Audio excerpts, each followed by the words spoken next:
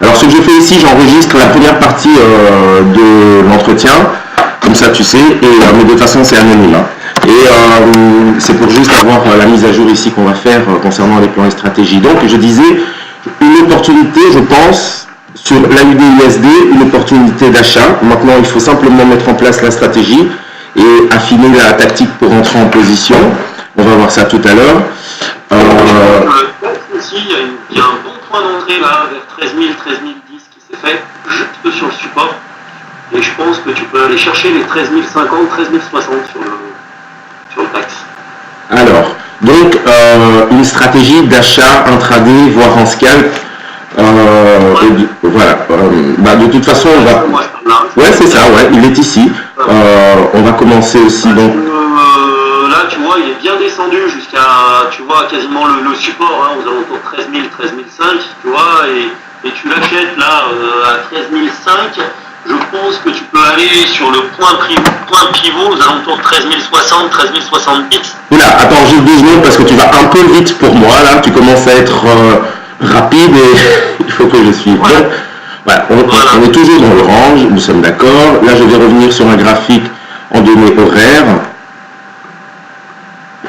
Voilà, je suis sur un graphique en données horaires, je mets des points pivots. Ouais. Excuse-moi, puis moi j'étais sur mon graphique à moi en plus, donc j'avais préparé, donc c'est compliqué. Non, mais il n'y a pas de souci, je vois, de toute façon, les éléments, ils sont là. Hein. Ok, donc, tu me parles d'une opportunité d'achat de rebond ici en intraday au-dessus des 13 000. Ok. Voilà, moi je te parle de... T'es en quoi là? T'es en H1? Je suis en H1. Ok. Et pour aller chercher éventuellement le pivot qui se trouve ou un... Voilà, dans ta fourchette de 13 070, toi 13 100, tu vois.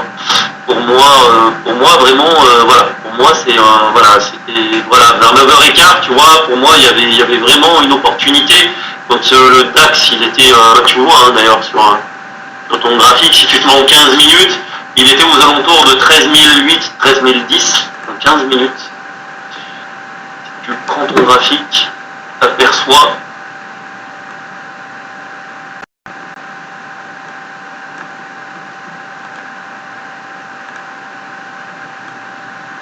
Ok.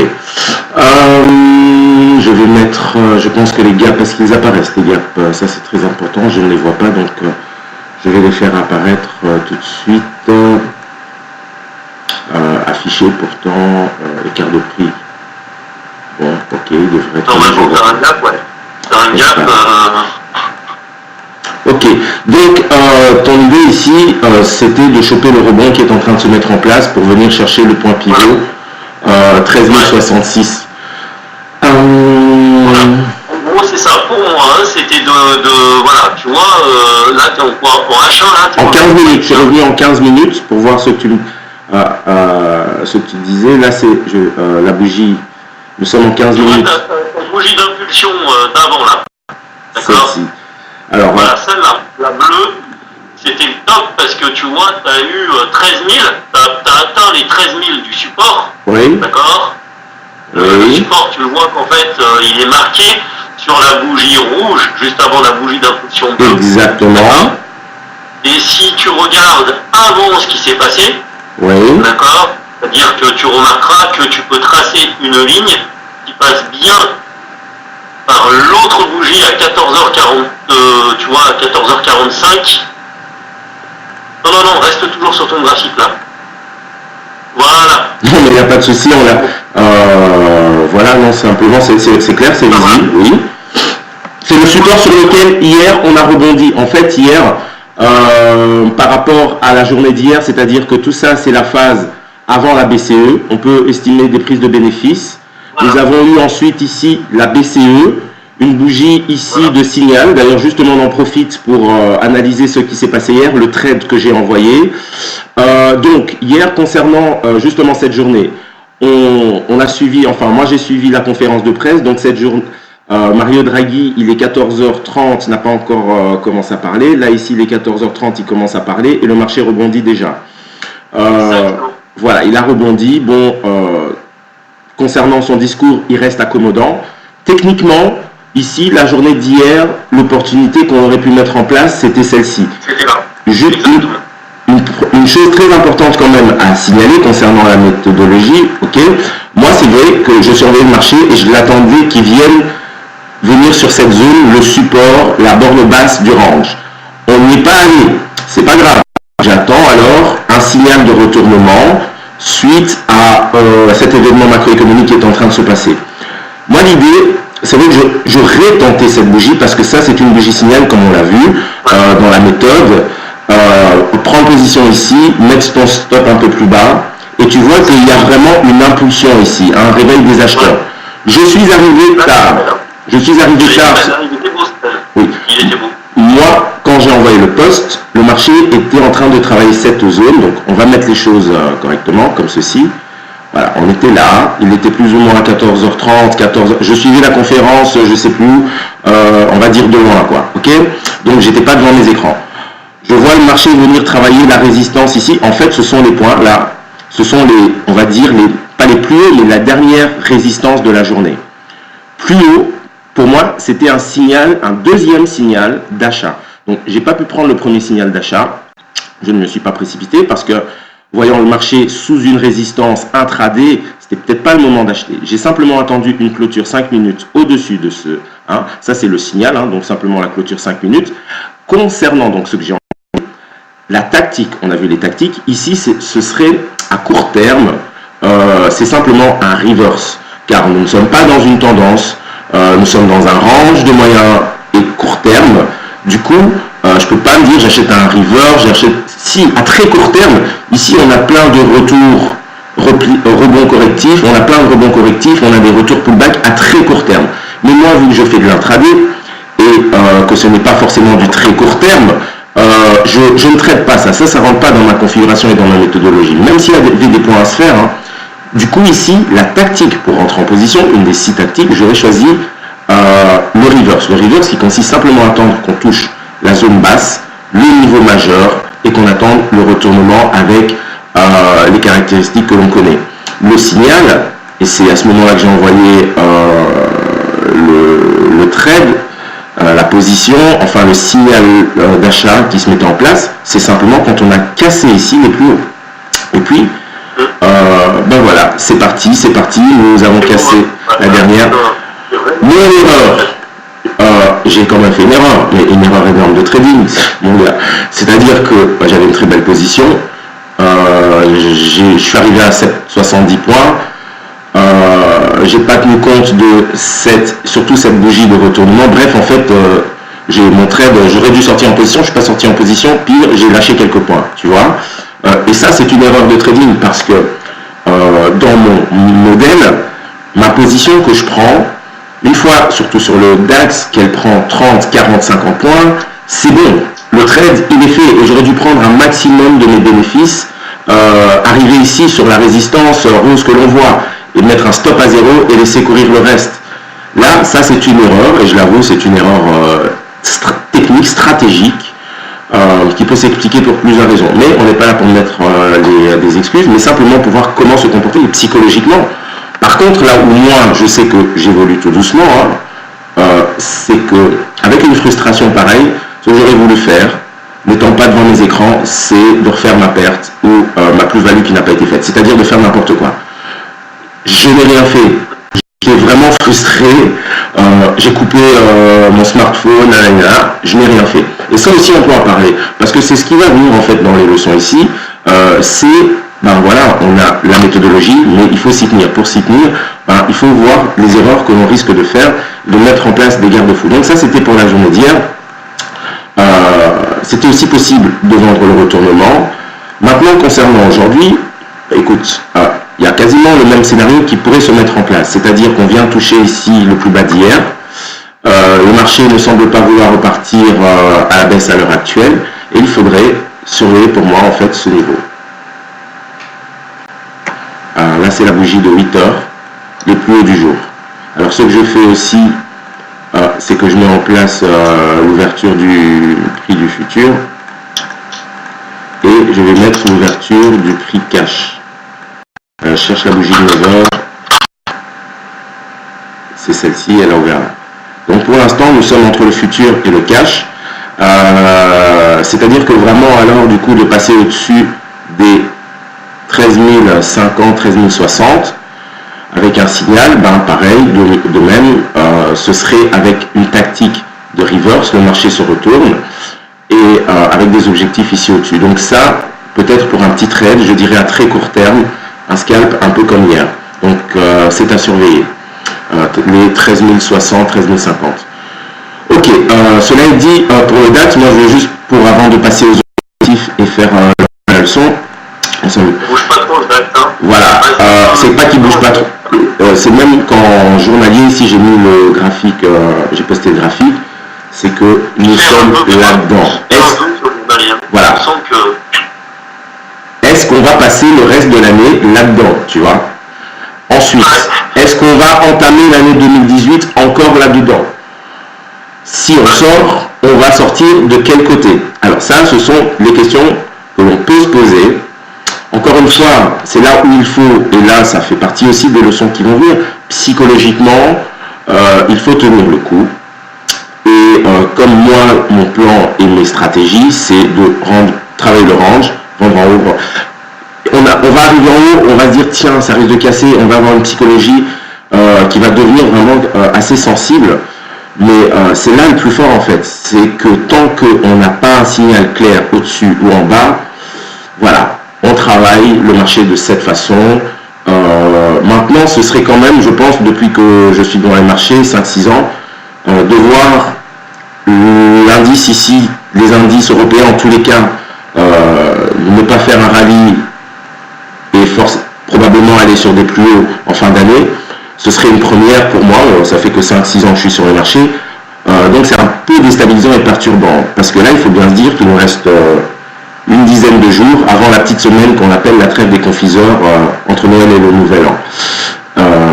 C'est aussi quelque chose d'intéressant, moi je trouve, à étudier et à voir cette configuration, et tu vas en entendre parler si tu écoutes un peu les informations financières. Donc voilà, maintenant, petite revue des marchés, et moi simplement sur l'AUD/USD, je vais te demander quelle est la meilleure tactique qu'il faudra adopter pour entrer en position.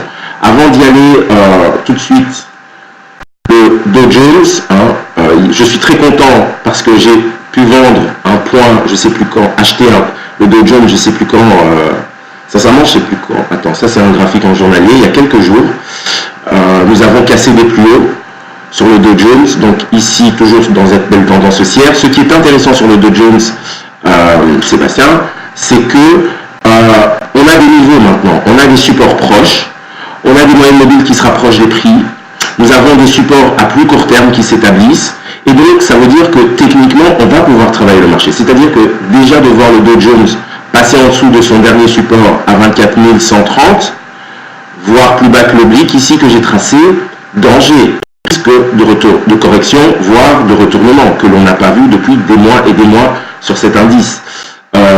Maintenant, passer plus haut que les plus hauts historiques, pour moi, de nouveau, ça va générer un signal d'achat, comme j'ai fait il y a 2 jours, pour venir chercher le prochain niveau à 24 800, que j'ai tracé par expansion de Fibonacci. J'ai utilisé ce point haut, d'ailleurs on le voit à l'expansion, on la voit à l'expansion de Fibonacci. Donc ce point bas, le point haut, le point bas ici, et je reporte. Alors ça c'est intéressant parce qu'on a des vagues maintenant, et c'est pour ça qu'on peut tracer des expansions et avoir des niveaux. Donc, marché américain, je surveille. Cassure de référence, on repart à la hausse.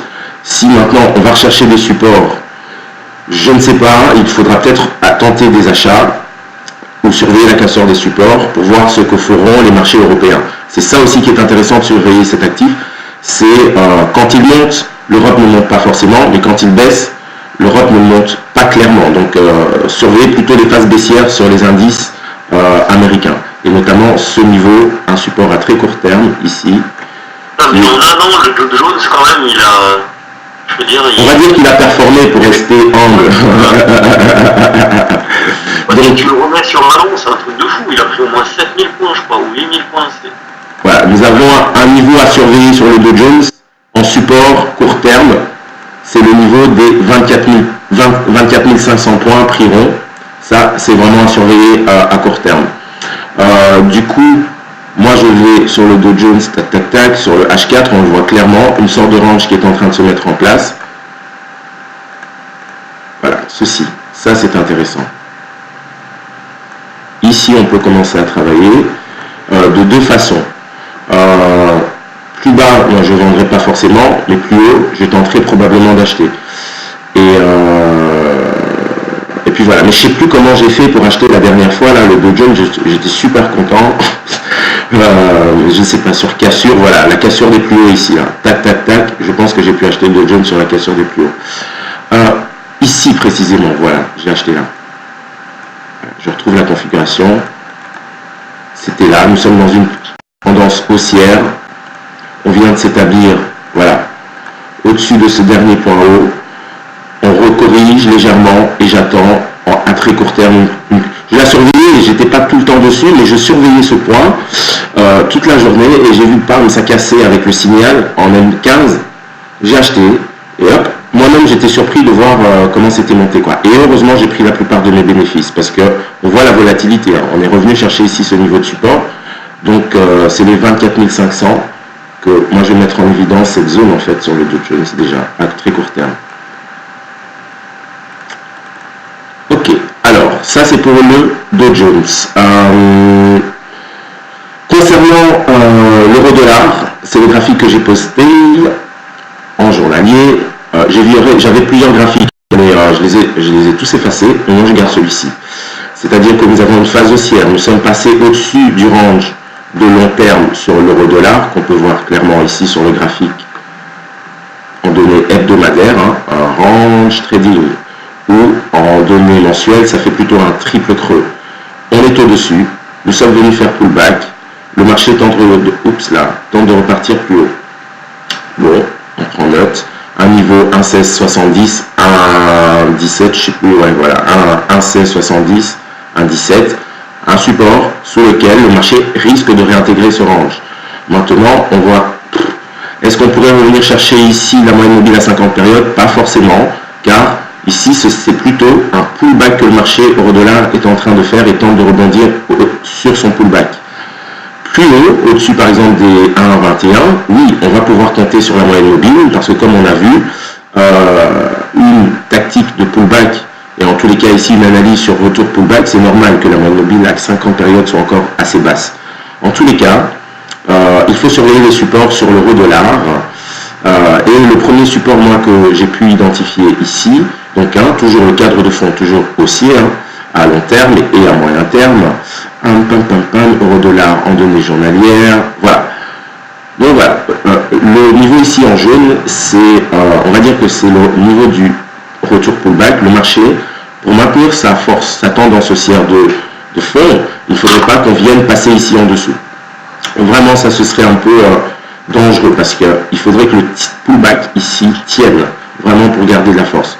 Maintenant, on sait qu'un pullback peut s'exécuter plusieurs fois, donc de voir l'euro-dollar passer sous les 1,1720, 1,17, on pourrait tenter une stratégie à très court terme, en intraday, une vente, suite à une cassure, par exemple ici, donc une tactique de cassure, ou un retour pullback sous le niveau de cassure, pour aller chercher ici simplement cette zone, les 1,16 on va dire pour arrondir. Ok, on voit bien que les indicateurs sont en train de se mettre en phase neutre concernant les moyennes mobiles ainsi que la bande de Bollinger. Et sur l'euro-dollar, là, on est d'accord. Je suis sur l'euro-dollar, oui, en journal. Donc en conclusion sur l'euro-dollar, voilà, après cette impulsion haussière, nous faisons probablement une vague 2 de correction. Ok, vague 1, vague 2 de correction, peut-être. Mais ici, cette figure, on la voit, elle n'est pas encore faite, mais c'est pour ça que je l'ai mise en évidence quand même, c'est que on est encore potentiellement dans un triangle, dans un triangle avec des perspectives haussières, donc dans une figure de continuation. Du coup, pour pouvoir la travailler, parce que ça c'est du long terme, pour pouvoir maintenant travailler quand même à court terme sur l'euro-dollar, on peut vendre des signaux baissiers de court terme pour aller chercher ici la base du triangle, pour pouvoir remonter et viser, et garder une position, et viser une cassure haussière. Ou alors, attendre l'extraction de cette figure et la confirmation de cette figure de continuation pour pouvoir acheter l'euro-dollar avec des objectifs qui pourront être établis beaucoup plus haut que les 1,21. Donc voilà un peu le cadre de l'euro-dollar. À court terme, là, je ne fais rien. J'attends de voir la réaction du marché sur ce niveau du support, le support à 1,1720 et ensuite à 1,16. Alors, maintenant, concernant l'AUD-USD, donc on a quand même à l'esprit que ce soit l'euro-dollar, l'AUD-USD, voilà, il faut tenir compte quand même du dollar américain. Et ici, je pense que l'AUD-USD réagit, est sensible au mouvement du dollar américain. C'est-à-dire que le dollar américain repart à la baisse, en dessous des 12 000. Et ici, l'AUD-USD, lui, franchit des résistances. Alors, concernant l'AUD-USD, c'est une histoire que je suis depuis un petit moment. Voilà, moi ici, le but, c'est que je vais te poser la question. Voilà, on voit qu'on repart. Il y a un signal haussier, double creux, fin d'un décompte héliotiste en 5 vagues, et on casse ici ce qui pourrait être une ligne de coup. Quelle est la meilleure tactique à adopter et la stratégie qu'il faudra mettre en place? Quand même garder à l'esprit, donc ça c'est sur un graphique en données journalières, mais très important, il faut aller voir en hebdo et surtout, je pense que c'était intéressant en mensuel, l'AUD-USD, parce que je ne suis pas sur l'AUD-USD, il me semble bien. En mensuel. Ok. AUD-USD. Voilà. Donc, ici, moi j'ai un actif. Là, on est d'accord. Hein. Pardon? Mensuel. Mensuel, là. Ouais, ici c'est AUD-USD en mensuel. Voilà, le partage d'écran, il merde un peu. Il lag? Non, le partage d'écran, il est pas net, là. Je vois pas tout. C'est flou? Ouais, non, mais c'est bon, ça va mieux. Il doit y avoir un décalage, je sais pas, mais bon, c'est pas... Oui. chiant. Tout à fait, il y a toujours un décalage. Il y a souvent un décalage, en fait. Là, je l'avais pas d'habitude, mais là, je l'ai remarqué. Ça dépend, en fait, de la connexion qui est utilisée, si la bande passante est chargée ou pas. Alors, ici, ce que je voulais dire, c'est que, voilà, dans ce premier volet de la méthodologie, c'est-à-dire le cadre technique, l'analyse technique, et on part d'un graphique à long terme, moi, ce que je veux vous amener à faire et à voir d'un seul coup d'œil, alors, pédagogiquement, c'est quand même plus intéressant de faire ceci, parce que là, il y a tout le boulot qui est fait. Donc là, hop, ce sera, voilà, plus intéressant. Donc, j'ouvre un graphique, et quand on ouvre les graphiques du Forex, quand on voit l'AUD-USD en mensuel, c'est pas beau. En fait, graphiquement, c'est pas beau, c'est pas évident. Oui, on peut distinguer des phases d'impulsion, de neutralisation, des retournements. Maintenant, c'est pas beau. Du coup, moi, ce que je fais, je vais me concentrer sur vraiment le dernier gros mouvement. Tout de suite, je vois ceci. Je suis sur ce mouvement. Ok. Là-dedans, je vais essayer d'établir une sorte de carte, mon GPS. C'est mon analyse technique. Bah, tout bêtement, comme j'apprends aussi... on voit qu'on est allé sur un plus haut, le rectangle. On peut déjà dire que c'est une résistance aux alentours de 100, on voit. Et on peut dire aussi qu'on a un support. On voit qu'on a un point le plus haut à 100. Alors on a ceci qu'il faut on va dire que c'est le point le plus haut déjà. Alors cette zone qui est quelque chose qui retourne le marché, mais qu'on peut absolument pas définir, mais c'est à mettre en évidence parce que hop là, pam. Quand on est comme ça, on n'a pas encore cassé, nous sommes haussiers et on voit un peu comme sur l'euro-dollar, mais cette fois-ci c'est en mensuel, que ça pourrait être une figure de retournement à une sorte de triangle à ascendant, ok? Maintenant, tant qu'on n'a pas cassé au-dessus, on ne peut pas confirmer. Ce triangle ascendant, en fait, ça ne fonctionne pas toujours. C'est pas à 100%, les figures chartistes, ça ne fonctionne pas à 100%, parce que ça fonctionne quand c'est confirmé. Ici, si tu casses au-dessus, oui, il y a beaucoup de chances pour que ça continue plus haut. Mais Et c'est pour ça que là, le marché, il a décidé, je ne sais pas, peut-être suite à une news, nous sommes en 2013 là, suite à une news, voilà, on sort par le bas. Ok, on prend note, on constate qu'on sort par le bas, mais le marché, tout de suite, il vient faire un pullback sur cette zone, tu vois. Il vient chercher le niveau de cassure. Donc cette zone ici, là, cette résistance, comme tu l'as dit aussi, c'est un niveau majeur. On en prend note, et c'est ce que je vais mettre en évidence. Je vais même l'élargir ici. Deuxièmement, le marché part à la baisse, après une deuxième tentative, et je vais noter le support de cette deuxième tentative, c'est ici. Je ne vais pas l'élargir, je la laisse comme cela, et on voit qu'après la cassure de ce support, ça continue tout droit, donc un niveau majeur, et on continue. On lit l'histoire, hop, on arrive sur un point bas, je note, je prends note du point bas. Va-t-on consolider et partir plus bas? Ah bah non, on remonte, et on a du mal à casser au-dessus. Hop, je peux faire déjà ceci aussi. Là, je mets le niveau. Et tu vois, hein, j'étudie cette phase, mais regarde ce niveau que je viens de mettre. Il a travaillé ici en mèche pullback, et il a travaillé toute cette zone. Le niveau support ici que j'ai mis, je n'ai pas regardé à gauche, je vais voir plus loin. Ici, ça fait office de cassure de ligne de coup, parce qu'on voit en weekly ou en daily, ça ferait certainement un double creux. Et on voit que ça travaillait aussi là et là. Donc, ce n'est pas des niveaux anodins que je viens de mettre. Alors, suite à une phase baissière, le marché, qu'est-ce qu'il fait? Il consolide. Consolider pour partir plus bas? Ah non, on casse les résistances. Ok, bizarre. On revient plus bas. Ah, et nous sommes là aujourd'hui. Donc, suite à une phase baissière de long terme, le marché est actuellement il est neutre. Il est neutre dans une figure de quoi? Continuation ou de retournement? Je n'en sais rien. Mais d'après la théorie de dos et d'après les probabilités, on prend la forme ici d'une figure de retournement. On les connaît, il y en a quelques-unes. Moi, j'ai identifié cette figure potentielle comme étant un biseau avec des... Voilà, une sorte de biseau. Bon, voilà. Le biseau s'est arrêté à 0,80. Je vais quand même mettre ce... C'est un biseau, toi, là? Parce que le biseau, l'idée, c'est que le biseau baissier... ça peut être, tu vas voir, hein, en fait, en weekly, il apparaît...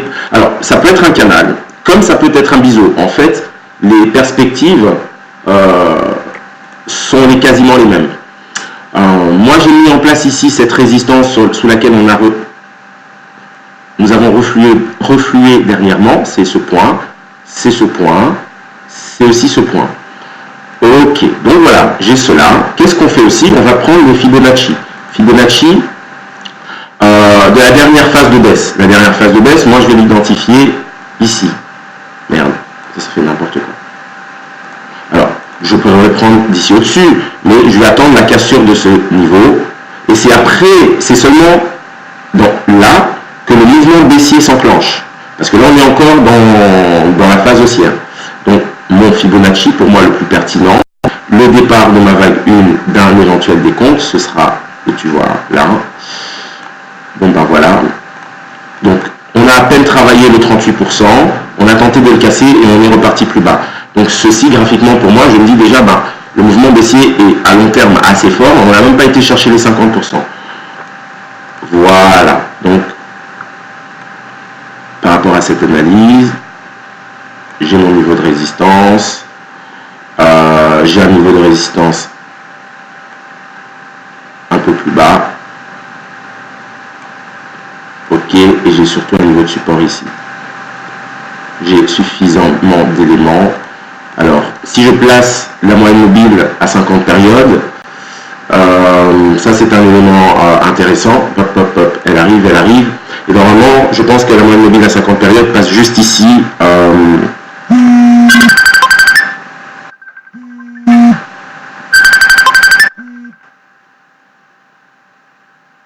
Oui, comme d'habitude, hein, on est toujours coupé, c'est difficile de faire. Voilà, donc il n'y a pas de souci. Allez, voilà, MDR. Je suis en train de placer ici, juste avant d'aller sur le graphique weekly et affiner la stratégie, parce que tout doucement, là l'idée c'est que le plan est en train de se faire sur cet actif. 50 périodes en données mensuelles. Voilà.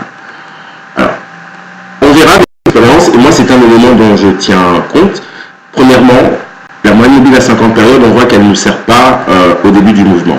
Là maintenant, c'est la première fois qu'elle a servi, la moyenne mobile à 50 périodes en données mensuelles.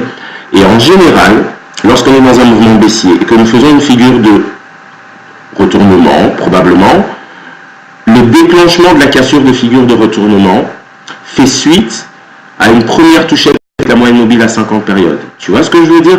C'est-à-dire que on va faire des tentatives de casser la figure, mais souvent quand il y aura la vraie cassure, c'est juste avant d'avoir été touché par la moyenne mobile à 50 périodes. Parfois à 20 périodes, mais c'est des importants. C'est-à-dire que là, je me dis, ok, attention, on risque de casser. Pourquoi?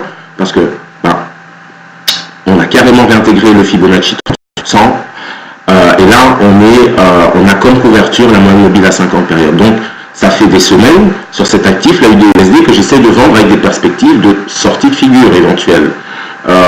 Et du coup, à plus court terme, ça donne ceci. En weekly, bon, biseau ou pas biseau. Ouais, après, bon. Pour moi, franchement, c'est plutôt un canal, mais bon, après, c'est moi qui. Si je prends les points précis. Ouais, ouais, allez. Voilà, si je prends les points précis. Mais, je m'accorde que ça peut être un bisou. Mais moi aussi, hein, avec un autre élève, j'avais d'abord tracé un canal, mais on voit clairement que les points bas sont plus hauts et les points hauts aussi sont de plus en plus hauts, mais ça, si on prolonge les traits, peu importe, on dirait un canal ou un biseau. Mais l'idée reste la même. Ici, l'idée reste la même, dans le sens où, là, ça c'est maintenant la moyenne mobile à 50 périodes en données hebdomadaires. Alors, c'était un élément important d'identifier ici, qui est un double top, ok, bon voilà pourquoi je l'ai comme ça. Tu vois le double top, ok, et ce double top a été validé par une divergence. Là, je ne vais pas mettre le RSI parce que sinon ça va encore laguer, mais au niveau du RSI, il y avait une divergence, ok, et on a eu la cassure de la confirmation de la divergence. Donc c'est pour ça que j'étais assez baissier ces derniers temps sur cet actif. Maintenant, ok, nous avons rebondi ici sur un niveau quand même, on voit que c'est une oblique qui a fait son effet. Quant au niveau de support sur lesquels nous pourrions être, j'arrive à identifier. On pourrait potentiellement l'être, hein, mais je sais que ça fait des mois que je regarde cet actif. J'ai du mal dans cette phase à trouver des niveaux horizontaux tradables, en fait. C'est vraiment difficile. Donc là, le constat, c'est quoi? C'est qu'on voit clairement qu'on rebondit. Aujourd'hui, cette semaine, si on clôture comme ça avec ce chandelier, c'est un signal haussier en données hebdomadaires à moyen terme. Maintenant, en journalier, ok, bon, voilà, il y a en journalier, il y a deux stratégies qu'on pourrait mettre en place, ok. Alors, soit on joue ici la fin d'un mouvement baissier pour éventuellement repartir à la hausse. Et c'est une stratégie pour moi risquée parce que, comme on vient de le voir, on est dans une figure, on est plutôt sous la figure et peut-être avec des perspectives baissières. Mais ce que je veux dire par là, c'est que voilà, c'est une chance sur deux, je dirais, sur ce coup-là. Si on voit la USD en fait confirmer sa hausse et casser les plus hauts, je vais affiner le niveau ici.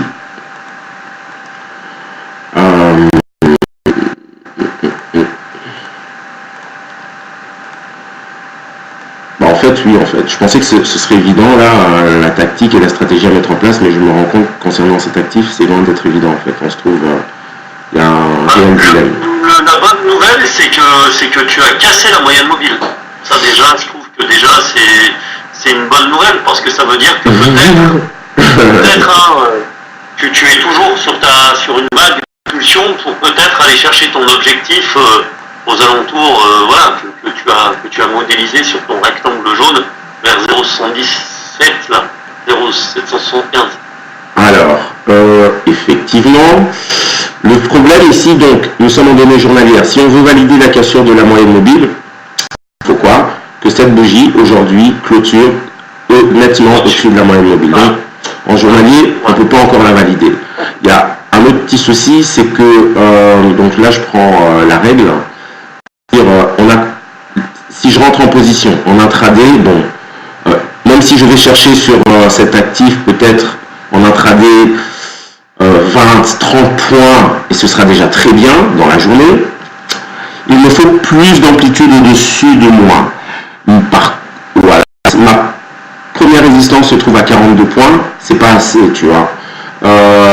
Il me faudrait au moins une centaine, 50 pips pour avoir de la marge à la hausse. Parce que là, ici, on a plein de forces vendeuses ici au-dessus. Donc, c'est dangereux pour moi ici de vendre. Donc là, par rapport à la méthode, là, je suis bloqué. Parce que voilà, on veut chercher des trades avec un maximum de chances de réussite.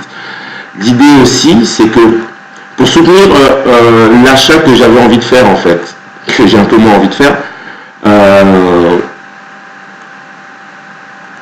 c'est que voilà, on a fini ici un décompte, je pense, en 5 vagues, 1, 2, 3, 4, 5. On fait une sorte de double creux ici. Alors on va voir, là ça peut être intéressant de mettre un RSI, tu vois. Je suis en journalier, et on va voir si en journalier on a un signal sur le RSI. C'est-à-dire une divergence, tout simplement.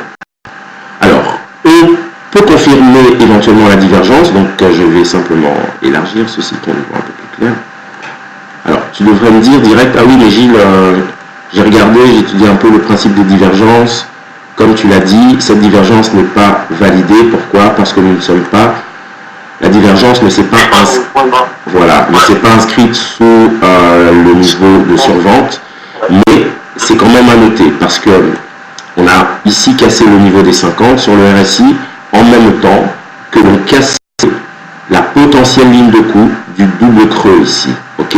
Alors, quand c'est comme ça, moi, je te conseille, donc là, on a fait le cadre, le plan et l'analyse technique. Ok.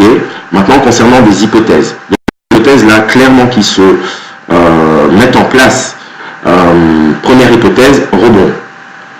Rebond, pas pour chercher ici la première résistance, mais rebond pour venir chercher le dernier point haut à 0,80. Donc, un rebond avec une marge de progression de plus de 400 points. Bon, je prends note. Et on va voir comment mettre en place cette tactique. Donc pour cette stratégie, cette hypothèse de rebond et d'achat. Autre hypothèse, c'est simplement qu'on vient rechercher une résistance, la dernière qui est ici en jaune, pour repartir plus bas, tout simplement. Donc il y aura une deuxième hypothèse avec une stratégie de vente. À court terme, ce que l'on voit, sur la première hypothèse sur laquelle je vais me pencher, et c'est la plus viable pour l'instant, c'est plutôt le rebond. Un peu à contre-cœur, hein, maintenant. C'est-à-dire que vraiment, ici, on voit qu'on est en train de sortir de cette phase baissière, et comme tu l'as dit, on travaille la moyenne mobile à 50 périodes. Aussi qu'on a cassé les résistances qui ne sont pas anodines. Hein. On a ce point, et surtout ici, on a fait ça a été support. Donc, ce niveau, 0,7634, plutôt majeur à moyen et à court terme. Je note. Donc, si je veux avoir une vision et me positionner sur une vision de rebond, voilà, c'est-à-dire que la stratégie, et ça je prends note et je le note, donc la stratégie 1, ce sera plutôt un achat, premier élément, ensuite en swing, avec comme point d'entrée, c'est-à-dire que le point d'entrée, c'est pas à court terme quand je vais appuyer achat, non. Mon point d'entrée, ça veut dire que je compte acheter le marché. En tout cas, bon, mon point d'entrée et mon point d'invalidation, en tout cas, c'est au-dessus de 0,7640. Donc ça va être mon point d'entrée idéal, 0,7640, 50. Le niveau d'invalidation, c'est de voir des clôtures se faire sous 0,7610, sous 0,76. Voilà. J'ai mon niveau d'invalidation. Maintenant, mon niveau d'invalidation n'est pas mon stop. Me permet simplement de cadrer ma stratégie. Donc, de voir des bougies H4 ou horaires clôturées ici en dessous, ce sera mon niveau d'invalidation. Alors, je vais mettre clôture H1 tout. 0,60. Putain, tu vois. Je lis 76, mais j'écris 66, quoi. Bon, Gilles, allez. 0,76, 30, voilà. Soit. Ok, voilà, j'ai mon point, quasiment mon point d'entrée, mon invalidation. Maintenant, ma perspective haussière, une fois que je vais rentrer en position. Premier objectif, j'ai la donne. Premier objectif, ça va être le report, enfin les objectifs de la figure ici de retournement qui est en train de se mettre en place. Donc c'est simplement l'amplitude de la figure concernant le double creux que je vais reporter au point de cassure. Ok, voilà. Donc ça fait un objectif, un premier objectif technique et théorique. Allez, un premier jet, on va dire, de plus d'une centaine de points, c'est valable, en fait. Et du coup, cela supposerait de casser la résistance ici que j'ai mis en évidence. C'est pas impossible. Ensuite, autre point qu'on pourrait aller chercher, donc si on arrive ici, on a ce niveau de résistance. Bon, on pourrait aller chercher donc, dans un premier temps cette deuxième zone, tout simplement.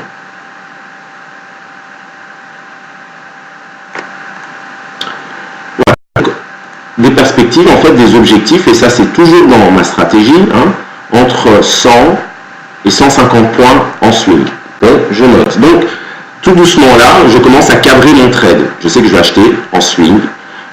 J'ai mes points d'entrée, mon invalidation et mes objectifs. Maintenant, comment je vais rentrer en position? Est-ce que sur le graphique à court terme, et c'est là où on va prendre la meilleure tactique. Passe en 15 minutes ou en H1. En H1. Alors, ça va être en H1. En H1. Ok. Alors, ouais. ce que... Attends, parce que je me suis un peu à UDUSD, je vérifie, je remets... Ah merde. Ah ouais, je remets 2 secondes, j'efface en fait ces éléments parce que ça me gêne. Voilà, et le niveau de cassure, je suis en train d'identifier. Voilà, parce que maintenant, en fait, quand on va mettre en place la tactique, c'est très très important affiner ton niveau d'entrée. Alors moi, vu que je vais rentrer sur du 15 minutes, H1 voire 15 minutes, ce que je fais tout de suite, c'est que mon niveau d'entrée, parce que là, tout de suite, j'ai la tactique que je vais utiliser. Alors, regarde, hop, je vais faire ça, parce qu'on a un niveau qu'on Tu rentres sur un repli correctif dans les unités de temps inférieures. Alors, ça peut être, voilà, tu as la bonne logique, en fait, tout simplement, hein, ça soit un repli correctif ou un retour pullback. Oui, ouais. Après, ça va se voir. C'est ça, quoi. C'est sur un 15 minutes ou un 5, en H1 ou en 15 minutes, c'est d'affiner ta tactique pour que tu arrives le plus près des 0,765, quoi. Exactement. Alors, tu vois ici, et ça c'était ce matin, c'est pour ça que j'ai eu cette idée, c'est que concernant les tactiques, si j'avais acheté ce point-là comme ceci, je l'aurais nommé un retour pullback. On vient tester le niveau de cassure, retour pullback. Ouais. Et comme je te l'ai dit, le niveau ici, c'est ce niveau qui définit le retour pullback. Ou overlap si on veut être précis parce que c'est horizontal. C'est-à-dire que de voir le marché venir le rechercher plusieurs fois, ce n'est pas quelque chose d'anormal. Donc, si on revient de nouveau chercher ce niveau, je vais rentrer sur un retour pullback en achat ici. Maintenant, concernant... Voilà. Non, ici, là, c'est pas un double creux. Pourquoi? Parce que le double creux doit se trouver suite à une tendance baissière. Le double creux va s'inscrire à la fin d'une tendance baissière. Ça, on ne peut pas le nommer vraiment ça, cette phase, on peut l'enlever. Par contre, ceci, on peut le mettre en évidence. Et on sait où on est au-dessus d'une résistance en données en journalier, on le voit, on l'a vu, on est quasiment, il y a la moyenne mobile et on est sous une résistance. Donc, c'est normal ici que l'on corrige légèrement. Donc je vais mettre une résistance de court terme, plus haut et court de clôture, en H1 ici. Alors maintenant, donc, la première stratégie que l'on pourrait mettre en place, c'est d'attendre de nouveau que le marché revienne chercher le niveau de pullback, donc achat sur pullback. Alors, si c'est le cas, qu'est-ce que je fais? Bon, on va dire, on va attendre, voilà, une incursion. Vous auriez pu shorter là, à la limite? Non, absolument pas. Absolument pas, parce que on vient d'établir en fait le plan et surtout nos hypothèses. Nos hypothèses baissières seront valables seulement si, et ça il faut revenir voir le journalier, si, comment dire, sincèrement, moi pour vendre, il faudrait que je passe ici en dessous. Qu'on casse en fait ce niveau. Sur court terme, en fait, ouais, mais ma stratégie, elle est, je disais sur court terme, en fait, Gilbert. Ouais, mais... C'est-à-dire que tu as une résistance que tu n'as pas pu casser, et notre stratégie, en étant honnête, c'est de revenir sur les 0,76. Ça n'aurait pas été bête que la bougie rouge, celle d'avant, tu dises, bah tiens, je vais tenter le short jusqu'à 0,76. Moi, je veux dire, pour prendre quelques pipes. Mais oui, c'est pas logique, je comprends ce que tu veux dire. Alors, non, mais si, moi je comprends ce que tu veux dire, parce que des scalpers peuvent le tenter, mais vu que moi, c'est essentiellement de l'intraday, ça voudrait dire que je travaille à contre-tendance. C'est-à-dire que là, maintenant, quand on voit ce mouvement, on a plus de chances de repartir à la hausse et de venir chercher ce niveau. Aussi, dans une optique de moyen-long terme de trading, de philosophie de trading, de me positionner dans le sens de la tendance intraday et moyen terme que je regarde, c'est beaucoup plus rentable. En fait, par rapport à ma méthode, je m'interdis complètement de faire ce genre de choses, c'est-à-dire de shorter ça en fait, complètement. Pour le moment.